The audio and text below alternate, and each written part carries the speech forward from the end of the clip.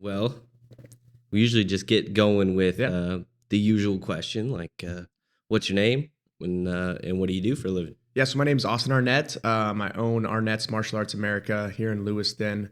So it's a martial arts school. We do pretty much anything from we start kids as young as 4 years old, and then Hmm. we go up to adults, and we have professional MMA fighters, and then we have 50, 60-year-olds that do fitness classes with us and stuff. So a wide range of different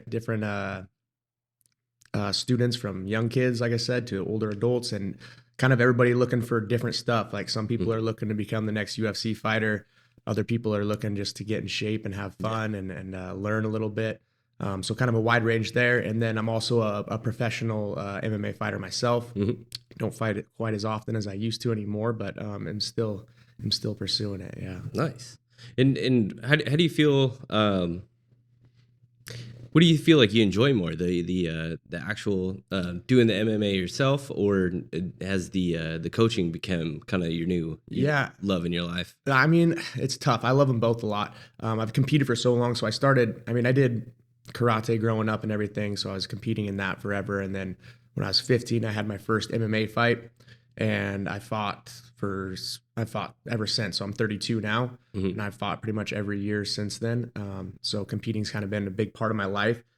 Back when I was younger, I was competing there was years I was fighting like 7, 8 times in one year.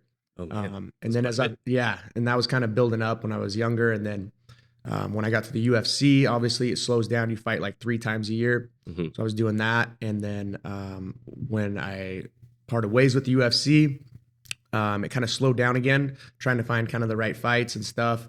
And then during that time, I ended up taking over the gym full time. Hmm. So I became the full time coach, running it, managing it, everything.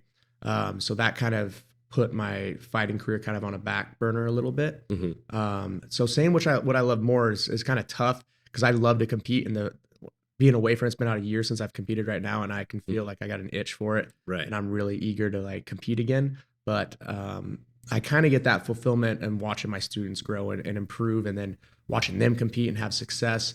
So I don't know. I don't think I have a favorite. They both kind of serve different purposes Hmm. of like my fulfillment. Right. But so yeah, so I don't know if I have a favorite, which I like better. Hmm. Right now, I like them both a lot. Yeah. Right. Well, the gym's probably your like longer term goals. What, Yeah. what is your ultimate goal with the place? Yeah. I mean, we're kind of like almost maxed out on capacity right now. Hmm. So we have our kids classes are completely full. We have like a wait list of trying to get students in for our kids classes. Hmm. And like I was teaching a class on Wednesday, and we had like almost 30 people in there. Oh man. So we're almost like maxed out just all in general. Yeah. So expanding is something that's definitely is something I'm looking forward to. What that looks like, I'm not sure right now. If I'd like to stay in our current location. We're up in the orchards. I like our location a lot, but the building is kind of maxed out. So trying to figure a way out of how we can get another building on that lot possibly, and expanding it and have multiple programs going at one time is kind of what I'm looking forward to. So that's kind of, as the gym kind of just continues to grow and evolve, obviously an expansion is going to be needed here in the next few years. So trying to get some things in the works right now, but we'll see how that goes.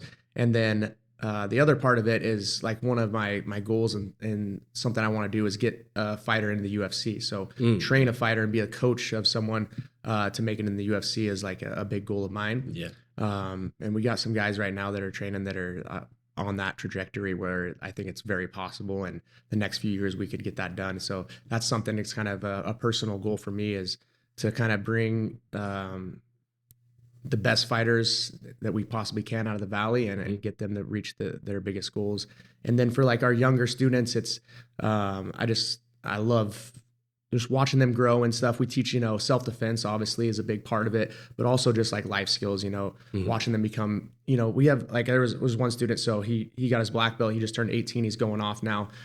He's moving away, and he trained with me and my dad since he was like a little kid. And so just watching like these kids mature into adults and become young men and women, and then go off and be successful is something that's something I love watching as well. Yeah. Did you play any other sports growing up? Yeah. So I mean, growing up, I played like all the sports: football, basketball, baseball, golf was a big one for me too. Mhm. I kind of played all those up into high school. They kind of phased out when I was in high school because MMA kind of became my obsession, and Right. what I saw as something I could, I wasn't going to be in the NBA. I Yeah. figured that out, when Yeah. I was 16 or so.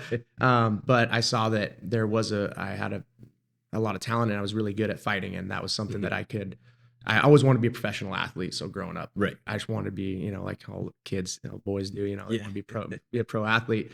And so at that age, I kind of realized where my best chances were and which sport it was going to be. And it was going to be fighting. So I kind of just put all my eggs in that basket and really went after MMA. Yeah. Right. Did you find that you liked kind of the more solo aspect? I know Yeah. there's like people you rely on, coaches and Yeah. and training partners and all that, but did you prefer that over the full team aspect? Where like I found that there's a lot of politics, Yeah. coach's Yeah. kid Oh, type yeah. stuff going on, Yeah. and a lot of that kind of stuff. Did you? So true. Is that one of the things that kind of pushed you? Yeah, I would towards say it? so for sure. I mean, with the individual sport aspect of it, it's all on you, Right. and it's like literally performance based. So Mhm. it's very cut and dry. You go into the fight, whoever's the better fighter wins. There's no politics. There's nothing involved. There's no like you getting more playing time. I'm not getting the right plays called for me kind of thing. Yeah. It's just like it's you and that other person, and the better fighter, the better athlete's going to win, Mhm. and then move forward. And then team sports, that's not so. You're reliant on maybe you're a stud, on a Right. basketball team, but the rest of your team's not very good. Yeah. You can be as good as you want, but you're probably losing most all of your games. And so not having to rely on other people. I mean, you still rely, like you said, you still have your coaches, your training partners that are getting ready, but when it comes down to it, it's just you in there. Right. And so I think that's something I definitely gravitate towards. And I'm a pretty accountable person. So with a loss, I can look at myself and realize what I did wrong, and I can take from that and try to improve and get better from. So It's probably a lot less to evaluate when there's a whole bunch of other people out of the right. Yeah. equation. So Definitely. it's I mean, it's probably probably more heartbreaking to get a loss when it's all on you. It's tough. Yeah. On the other side of that, though. Yeah. A loss is, it is tougher because I mean, you still have your team, but like when it's like a football game or a basketball game, you guys all kind of lose together. You're able to kind of go through that together. And I mean, you still have your coaches and stuff that lose with you too, but in the end, it was just you out there performing and competing and you lost. So yeah, it's kind of like the highest of highs and the lowest of lows and fighting. Right. When you win, you feel like you're on top of the world. Nobody can beat you. Yeah. You feel amazing. And then when you lose, like depression can definitely set in and you can be really down. And yeah, it's just the highest highs and lowest lows. Yeah. No doubt about it. That's probably one of the alluring things about it, though. You kind of gravitate towards either of those things. Yeah. It's sports in general is kind of a an emotional ride. Yeah, definitely. Doesn't matter what sport it is, Right. really, because you get just that competitive spirit going, and then either way, it's gonna be high So emotion true, at the end. So true. Well, back to the gym. You said you want to expand. Would that mean like a more specialized building, or? Yeah, I mean, it could mean a lot of different things. I'm so lucky and blessed. Like we have so many people that believe in what we're teaching and support us in the Valley.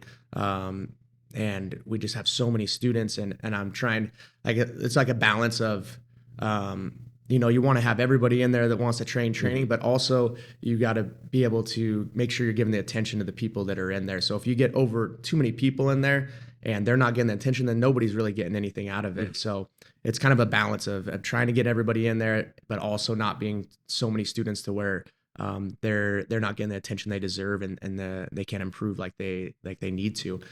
So that, like, expansion would be, I have a pretty good team with me. I got a lot of instructors and very qualified instructors that can teach classes, and from our kids classes to our adult classes. So kind of like separating classes would be like the thing. So where if I had another space where there could be two classes going on at once, I'm teaching one of the classes, another instructor is teaching another class. And then instead of 30 people in the class, we can have 60 people at the same time. So from 4 to 5 o'clock, there's 30 people over here being taught by instructors, and there's 30 people over here being taught by instructors. It's kind of my idea of where it's going. But like I said, it's just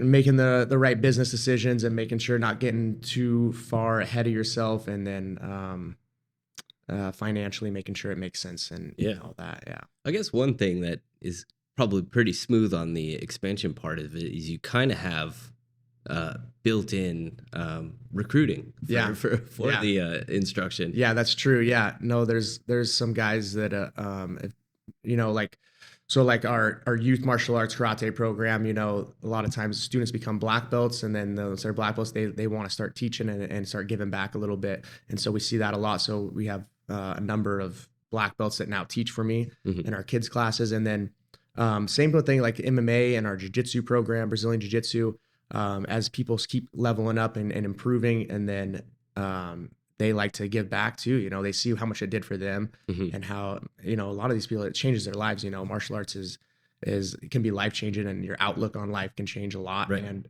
they want to give that back to other people as well. So you find it can be, finding the right instructors can be hard, just because not everybody's meant to be a teacher, just like in anything. Right. A lot of times people can do stuff really well, but they can't explain it. They can't teach it to other people. So that, yeah, communication exactly. skill, Yeah. So some people have it, some people don't.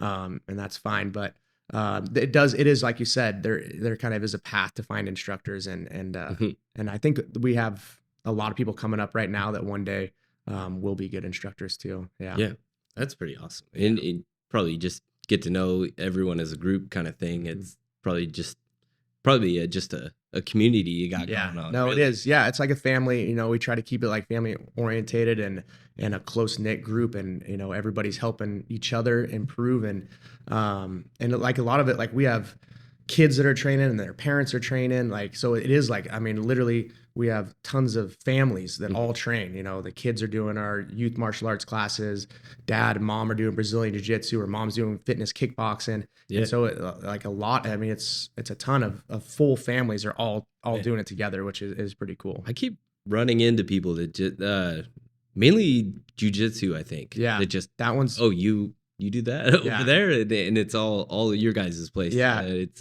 like I think we had Tara on the yeah. podcast, and then I think someone said that let's see, they got Cammy with Cosmo. Yeah, Cammy we trains. had Yeah, on. yeah, and her brother her whole family trains actually. So Yeah. Cammy trains, Carson trains, and then her mom and her other sister do our fitness kickboxing and stuff. And Carson's daughter trains. Yeah, so we like it. That's one of the examples right there. The family. I just keep running into people. Yeah, I'm like, oh, okay. Yeah, the Brazilian Jiu-Jitsu is cool. So we started that program. What is it, about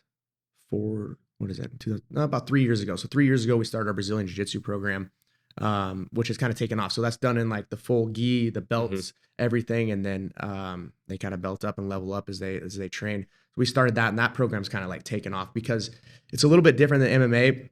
MMA is can be a little bit rougher. A lot of the guys that are training MMA are looking to fight. They want to compete and they want to fight. Brazilian Jiu-Jitsu is like more for a hobbyist. So someone who wants to learn how to do Jiu-Jitsu, wants to learn the positions, wants to learn how to defend themselves if something ever happened, but they're not actually interested in like actually fighting or getting punched in the face or anything like that. So it kind of brings a different audience of people. And I think a lot of people want to train, but they just don't want to do it like at a certain level. You know what I mean? Yeah. And so Brazilian Jiu-Jitsu has been cool because it's been able to bring in that whole different dynamic of people. And that program's kind of taken off. We got a really good base of students. Myself teaches it, and then Dave Pearson, who's another one of our instructors, he's another coach for us that does that too. And that's been a really cool program. It probably interests a lot of people because, a lot of people have trouble like getting motivated, like for working out just for, health or vanity reasons alone. Just having something like that, it's probably, getting people in a lot better shape and having something, to do that instead of just go and do the monotonous, pick the weight up, put the weight back down sort of thing. And it's cool because you can see your progress. Like your progress is like very noticeable. And I know like working out, you get in better shape and stuff, but like you start training, absolutely nothing. And then after like 6 months, you're learning how to get submissions, how to sweep people, control them. Then you're getting a stripe on your belt, and then you're getting your next belt. You're getting a blue belt next, and then new people are coming in. They don't know anything, and then you're like helping them out. So it's just kind of a cool thing to be able to do and get in great shape. I mean, it's one of the harder workouts you can do. it's full body, Yeah. you're using strength, you're using cardio, kind of all of it in one. So yeah, the Brazilian Jiu-Jitsu is one of my favorite programs that we have, and probably one of our most popular now too. That is, just seems like it's growing in popularity just in general, not just with you guys and in the Valley, but you always hear, certain celebrities doing jiu-jitsu, and I don't know if it's Joe Rogan's fault, just mentioning right? 100% of yeah, he helps definitely with it, probably. Yeah, and I think if you go to like California, there's like a jiu-jitsu school on like every corner. Like it's like all over the place. And like a lot of the bigger cities, it's so popular. And I mean, it's all over. Like you can't walk down a road without seeing a Brazilian jiu-jitsu school. It's kind of become it's kind of becoming one of the most popular martial arts in America right now. Mm-hmm. And right now, I think we're the only one in the Valley that's offering the program. And just watching how it's grown from nothing, like no Brazilian Jiu-Jitsu, to what we're at now and how many people we have doing it, and watching these people improve has been pretty cool. Yeah. So back to when you kind of just first started, did you start with karate? Did you do like I don't know, wrestling or? Yeah, so I started. So my dad owned the school, so I took over from him. But my dad, he started the school in 1982, so he moved here from Yakima. And back then, karate was kind of the only thing. Brazilian Jiu-Jitsu wasn't even in America. Right. Nobody did it. So karate was kind of the main martial arts that anybody would do. And so he started that. He came over here, opened up the school, and kind of built it from there. And then, when I was born, I just started, training as soon as I could walk in karate, and then kickboxing too. So I would do karate, kickboxing, basically striking martial arts is all I was doing. And then UFC became really popular in like the late 90s, early 2000s. So my dad kind of got into that. So he started doing jiu-jitsu back then, probably in like mid 90s. He started doing jiu-jitsu with his karate students and messing around with it and going to seminars and trying to learn. So I started doing jiu-jitsu when I was a kid as well with my dad. And then kind of just progressed into MMA. MMA became very popular. And then, so I had my first fight when I was 15 years old, and kind of just never looked back from there. But yeah, so my base is definitely karate. I didn't do any wrestling or anything growing up. I had to learn how to wrestle once I was doing MMA, because that's a very important skill to have. But I didn't grow up with a wrestling base or anything. It's basically just karate and kickboxing was my two skills. Yeah. It seemed like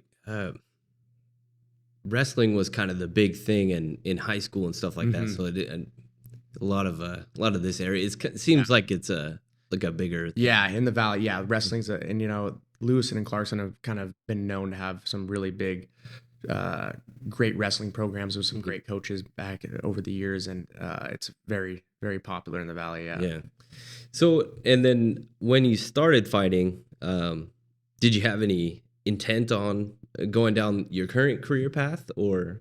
So yeah, I mean, I always knew like martial arts was what I was going to do, like in one way or the other, whether I was going to be competing, fighting, and making my living that way, or running the school, or both, kind of what it turned out to be, which is both. But it was always like martial arts was it. I never really thought about doing anything else. I went to college for a couple of years, but like it was just always like martial arts is all I wanted to do. It's all I cared about, and it's kind of the only focus I've ever had on anything. And so it was always just martial arts all the way. That's all I ever wanted to do. So I knew I was going to make it happen one way or the other. I knew I'd be able to figure it out and be successful, and I've been able to do that. So it's been awesome being able to do what you love. Like everybody wants, to work, make a living, but also doing it with something that you're passionate about and care about and want to do. Not everybody's lucky enough to be able to do that. No, I am. And so it makes going to work pretty easy. Yeah. I feel like I don't even work. I feel like I've never had a real job actually in my life, because I've just done martial arts forever. It's kind of crazy. It's almost like goofing around. Yeah, I know. It's crazy. I'm lucky. That's for sure. So your young kids that you have going in, is there anything that you think is, a part of important development getting started early? Yeah, I think it's so important because, so not only like obviously like bullying is a big thing, in the world these days, and being able to defend yourself is so important, but having the confidence and knowing you can defend yourself is kind of the self-defense in itself. Right. So these kids that are learning martial arts and know that they can defend themselves if something ever happened, they walk around with a confidence. And bullies don't pick on people that they see it with confidence and walking around with no fear in their eyes. They want to pick on someone who's kind of sulking and has their head down and looks shy. That's who they want to pick on. They want to pick on the weak. They don't want anybody to fight back or push back to them. Right. So these kids that learn these skills and learn how to defend themselves, they have that confidence in them. So a lot of times what we see is they never really have to ever use it. Yeah. Because the bullies aren't coming up to them. They're not going to mess with them. They're going to mess with somebody else that they know is not going to put up a fight, and they don't have to worry about actually doing anything. They can just be a bully. So that's one aspect of it that I think it's great at starting at a young age, is just developing that confidence and believing in themselves and knowing that they have what it takes if something ever did happen. The other thing is just like the core values that martial arts training. It's big on respect and honor, on discipline. Like little things. When we get lined up with the kids before class starts, they have to be in a perfectly straight line. Their hands have to be behind their back. Their uniform has to be on perfect, and that teaches them self-discipline that they're not going to get in a lot of other places and other sports. Even other sports you go to, like. So we'll take like 8-year-olds, you come to one of our 8-year-old classes and you look at them standing in line perfectly, uniforms done right, hands behind their back, perfect straight line. Go to a soccer practice for 8-year-olds and tell me what's going on there. It's craziness. It's chaos. You're trying to corral these kids. But in this martial arts form, they're learning this self-discipline and they're learning how to act. And so I think that's a big thing. Like I said, the respect, being able to, like with our little kids, like 4 and 5-year-olds, we teach them how to shake hands with somebody and how to introduce themselves and how to look somebody in the eye. So, you introduce yourself to a little kid, usually it's looking down and looking away. Yeah. These kids, we're teaching them how to stand up, look somebody right in the eye, do a good firm handshake, tell them your name. And I think those are just like little things that people might not think about that we're teaching in martial arts classes, but those are the things that are going to carry with them for life, more than the punching and the kicking and all that stuff's going to.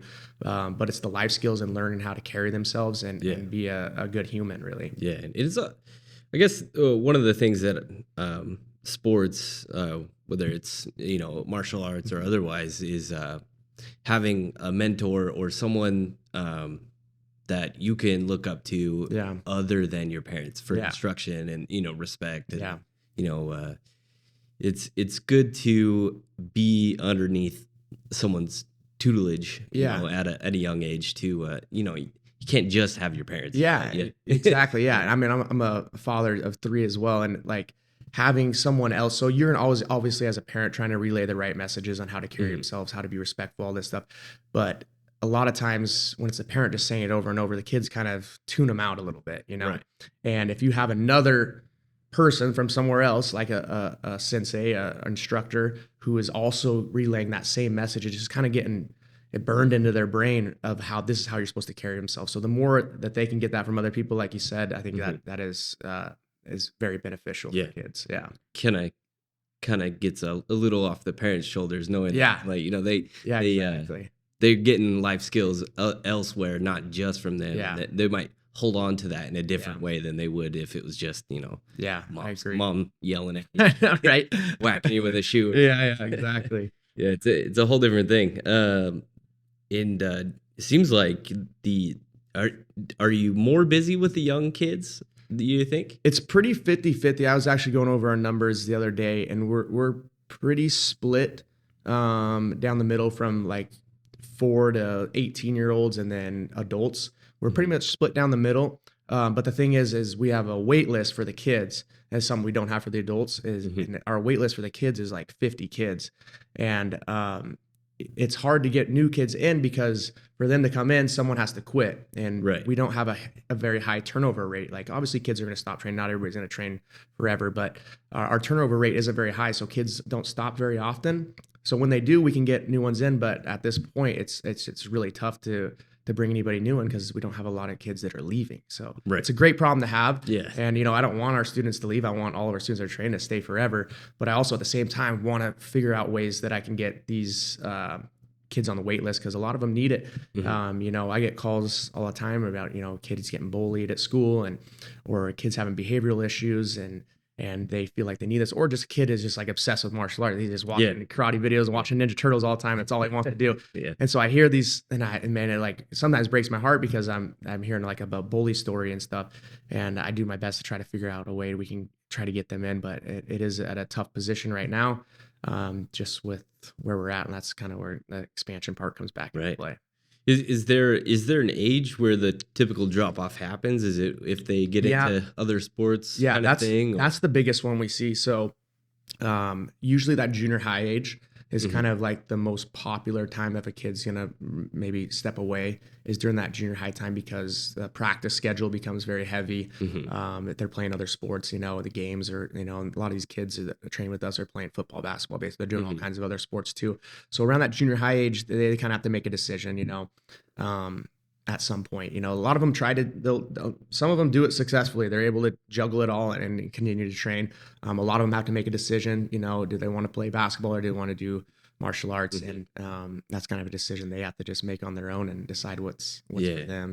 Man, it seems like you just have to have just killer dedicated parents, plus grandparents. It's so true. And we're lucky we have a really good parent base. Like, you hear horror stories sometimes of crazy parents and stuff, and some of the stuff they do in different sports and everything. At our school right now, like I have all of our parents are great, and they're very supportive and backing and do a great job of helping their kids be successful. So that's I'm lucky to have that for sure. So and then like percentages of new students, do you get a lot of new adults? Just kind of the same way as the kids, or? Kind of. So the one thing that I've always noticed is when kids start, they're usually in it for a long haul, for multiple years at least. Adults, for whatever reason, aren't as disciplined. And I think a lot of it is because the parents are making sure they're going. So the parents are making sure the kids are going there, even like on a bad day. I don't really feel like going. A lot of times the parents, I know you need to go still. It's part of, but a lot of times the adults don't have the same outlook on their training. So the turnover rate for adults is a lot higher.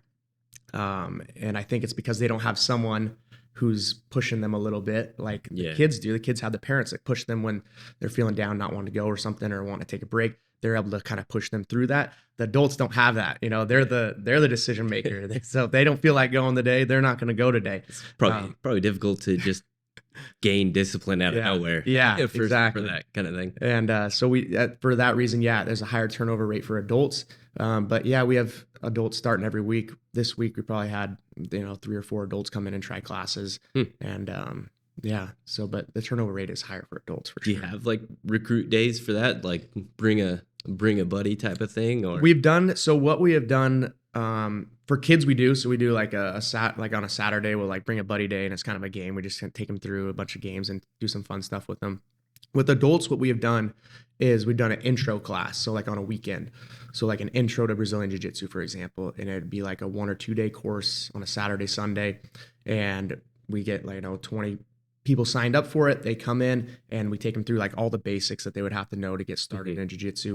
We show them kind of just the etiquette and how to do some basic moves, all the basic positions that they would need to know. So then they feel a little bit more comfortable on their first day because they kind of know it now, and they're in there with 20 other people that have no experience as well. So they feel a little bit more comfortable.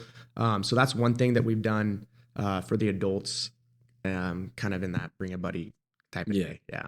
And do you think it's, as an adult, is there, like you're too old to start kind of thing? Or No, man. I really don't think there is.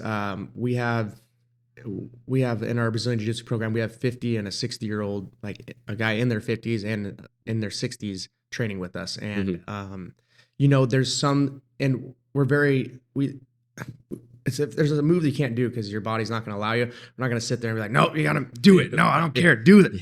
Get in there. Yeah, exactly. So, everybody's moves different. Everybody's got injuries that they're dealing with. And if there's something that's bothering you, then okay, don't do that move. Let me show you a different way to do this that probably won't put stress on your shoulder. So we'll do it this way instead. So I really think it's for everybody. I don't think it's limited to age. And if you're injured, if you have, we got guys with knee replacements, hip replacements that are still training and have no problem. And sometimes they have to work around certain things. And but we're able to also they teach a move one way, I can teach that same move a different way to get there where it doesn't put stress on the body and where it might hurt them. So I think it's for everyone, man. Yeah. Men and women both. And I guess does a lot of this instruction, make watching, like the big UFC pay-per-views, does it make it more interesting? Like, you know what you're looking at? Definitely, right? Yeah. I mean, I would think so. I mean, I've kind of just always known what's going on because I've done it my whole life. But I would think it's a lot more fun, because we get a lot of guys that are just, huge UFC fans. They want to start doing MMA training because they just want to learn it because they like watching it on TV.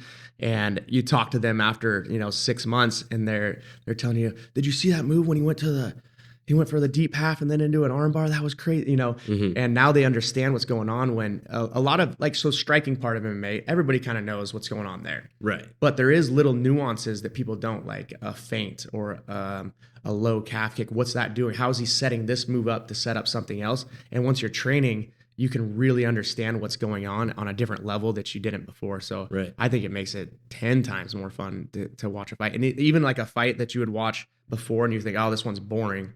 There's not really, they're not slobber knocker and knocking each other's heads off. Once you're training, you understand the strategy, what they're trying to do, how he's trying to draw something out of the other guy. And it makes it, I think 10 times more entertaining. Yeah. Do you think that they always talk about kind of like specific matchups? Like, do you think there's like a UFC fighter you didn't think was going to lose until they, ran up into like a specific guy that had just a different skill set? For sure. Yeah, you see that a lot. Trying to think of an example right now. I can't off the top of my head, but you see that all the time.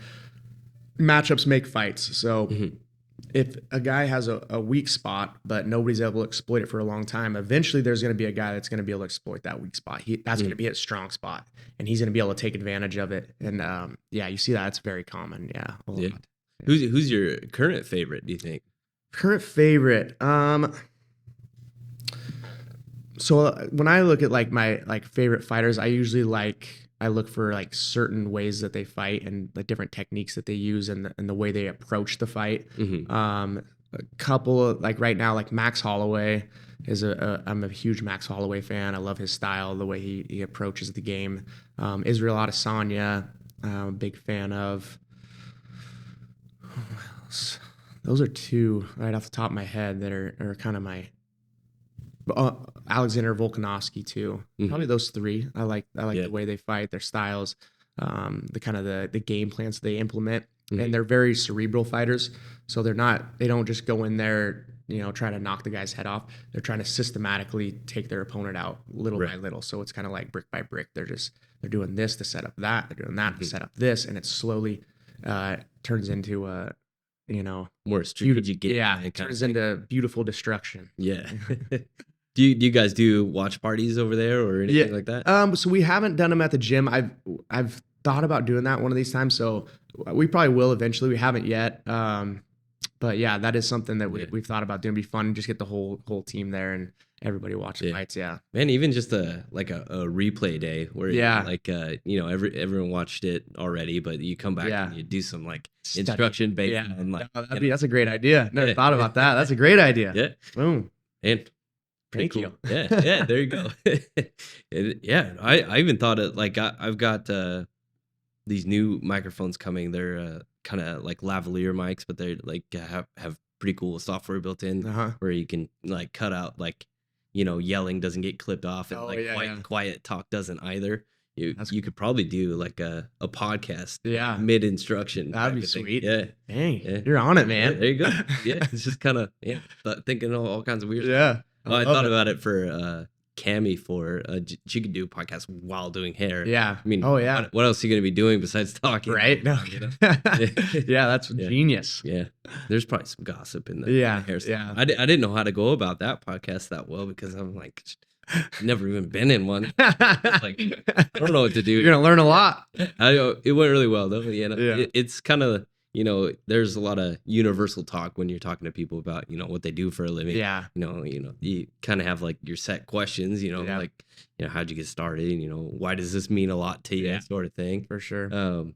So yeah, it's kind of easy to talk to just about anybody based on, this is what you do. Exactly. Every day, yeah. It's easy to talk about something you do every day. Yeah. So, what do you think, What do you think made you, fall in love with it after you began taking over the gym?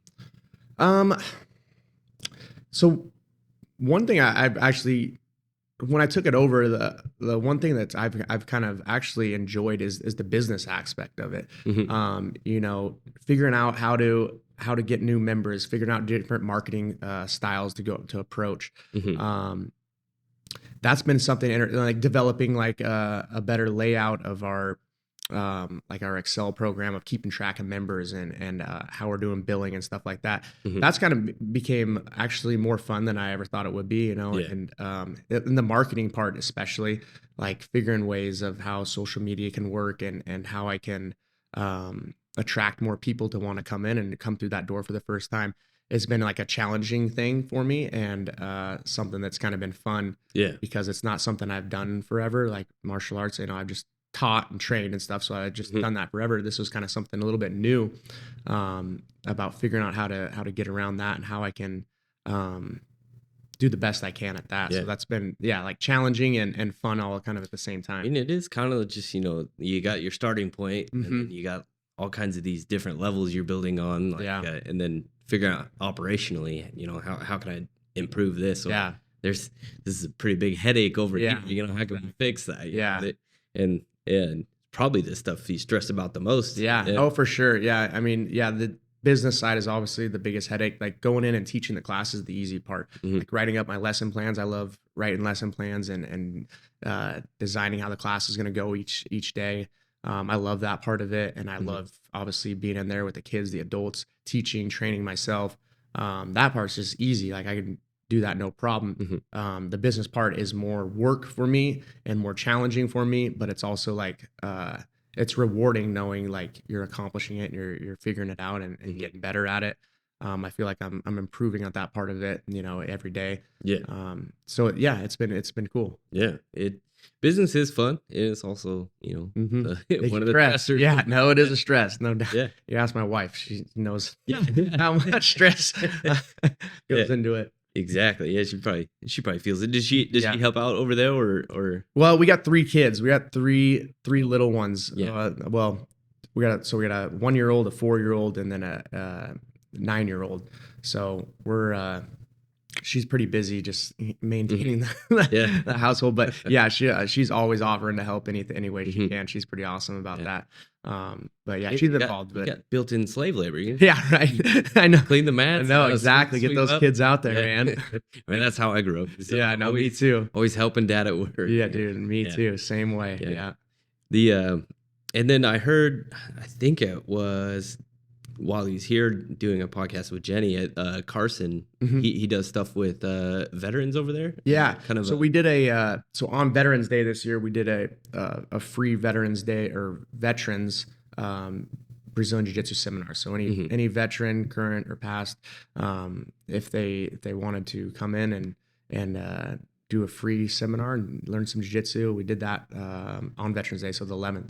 It went good. We had some guys come in and we're hoping to keep it building, so I want to do it more often. So not just on Veterans Day, but like maybe try to get another like 1 or 2 throughout the year and try to get more of them in here because Carson kind of talked to me about how when they leave the military they kind of lose that sense of community and stuff. They become so close knit and so tight, so that team environment is kind of gone, and that can be tough on a lot of guys.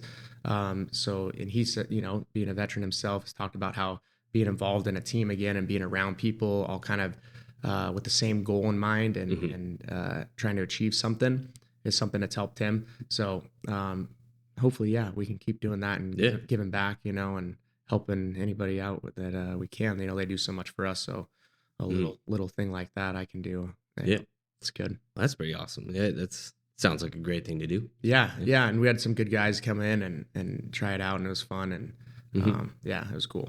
Cool experience. And I guess, and also you've lived in the Valley your whole life. Yep. Yeah. So I went to Clarkson High School. Yeah. Valley do you is there anything that you especially love about the Valley? I mean, I think it's a good, family environment, but man, I love it. Like it's obviously just home, but I love the Valley so much. I love The people here, I love how many like small businesses there are, and I love supporting them. You know, someone was just talking to me about, they're like, man, there's like no chain restaurants here. There's like no chain. Right. There's a few obviously, but like they're like, it's all like owned by you know Bruce Finch obviously owned Happy Days, and there's all these Jolly Moores and all these different places. They're all owned by people that live here. They're not chains, and I think that's freaking awesome, man. I love that. People are always wanting like, we get more chain. I'm like, I love the restaurants we got. I think we got better food than the chains even bring anyway. I think so. And it's just cool that people are doing their own thing, and so I think that aspect of it's great.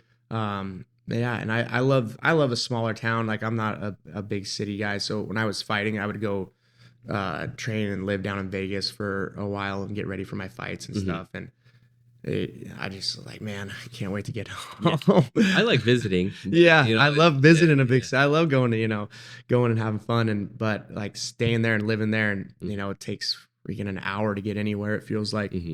So I love that about the Valley too, and. I love the weather. We get all 4 seasons, I mean, I like these turning of the seasons part. I like the look of like the hills and stuff when the fog rolls in. I know. You get like this weird like layer effect with the hills in the distance. Or you get the snow on the hills, and I mean, a lot of people get jaded in the Valley, and they're like, oh man, this place stinks.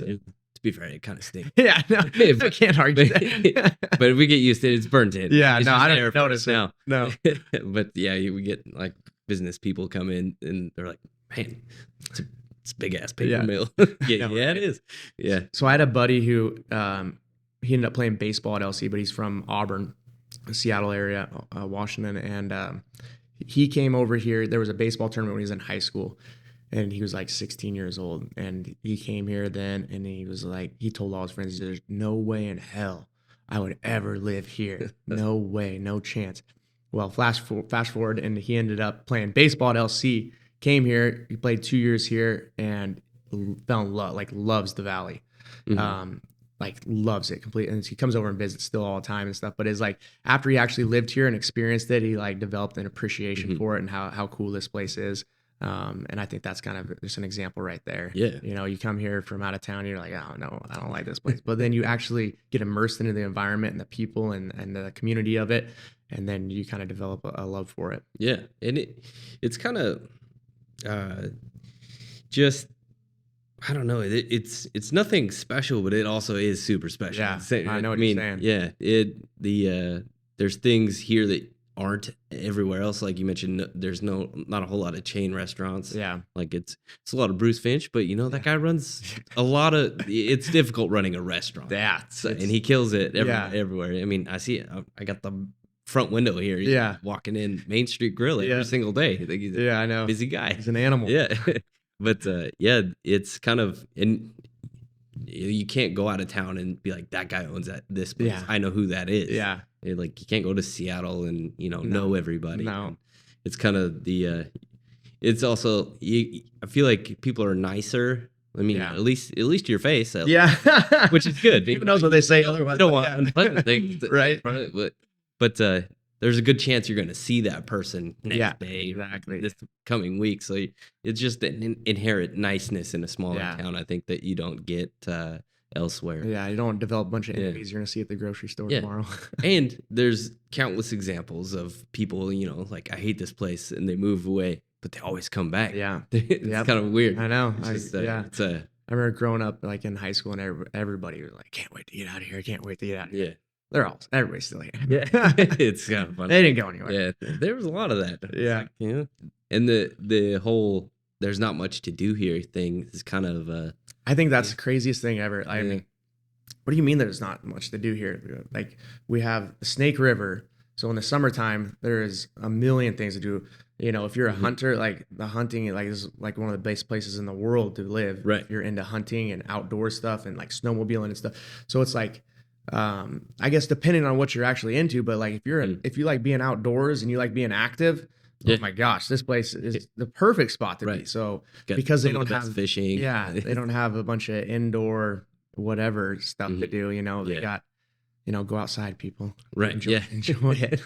Enjoy it. And we're lucky to have, the Snake River right there, like clear water. Like that's freaking awesome. It's just beautiful to look at. Like anywhere you're driving with the hills and stuff, you got great views on your way. Yeah. Like, sometimes I'm not looking at the road because it's like, I know. Man, it's got a little like vista look at the valley right here. Yeah.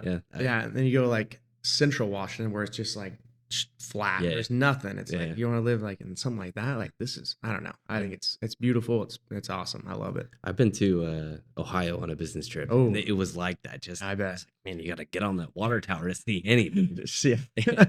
And then we were on the highway, and it wasn't any fun. I drove across the whole state just straight. Oh my god. We rented a cool car, and we got like this BMW 7 Series. Yeah. Like, we're gonna do some driving. It was boring. Put it in cruise control. Just went straight the whole time. At least driving to Boise, you go through the mountains. You get all kinds of cool stuff. Or even Seattle, like going to Seattle, you especially once you get over like the pass and stuff and the trees and everything. Yeah, there's all kinds of cool stuff. Well, man, how do people get a hold of you guys to sign up? Or? You can call us 208-798-8324. You can get us on Facebook, Arnett's Martial Arts America, Instagram, Arnett's Martial Arts America. You can go to our website, lewistonmartialartsamerica.com. Those are kind of the main ways to get a social media. We're pretty heavy presence on social media, so we're always on there. So Facebook, Instagram is a great way. But you can call us too, or just stop on in 650 Thane Road up in the Orchards, big blue building. Just miss it. Yeah, it used to be what was it? It was a motorcycle shop before. Yeah, we bought it. Yeah. 2014 we moved in there. But yeah, it was a motorcycle shop before. Yeah, I think we looked at it because my family, our main thing is the O-ring store. I think we looked at it when it was empty, but we were like, man, you really got to rip out a ton of stuff just to have it be empty. It was a project, so because the shelvings were, from the floor to the ceilings, and we had to rip all that out. It was a project, but we got her done. And I was like, man, it's way more open than here. It's a little different. I know we have people that they would like come into the motorcycle shop before, and then they like started like, this is crazy. Was the motorcycle shop because it just looks completely different. Yeah. Well, all right. Thank you very much for being on. Yeah, thanks for having me. Hope this helps you out in some fashion. Yeah, for sure. At least it was a good time. Yeah, it was good talking to you. Good hanging out, man. We usually ended on a cheers. Cheers. Yeah. Thank you. Yeah.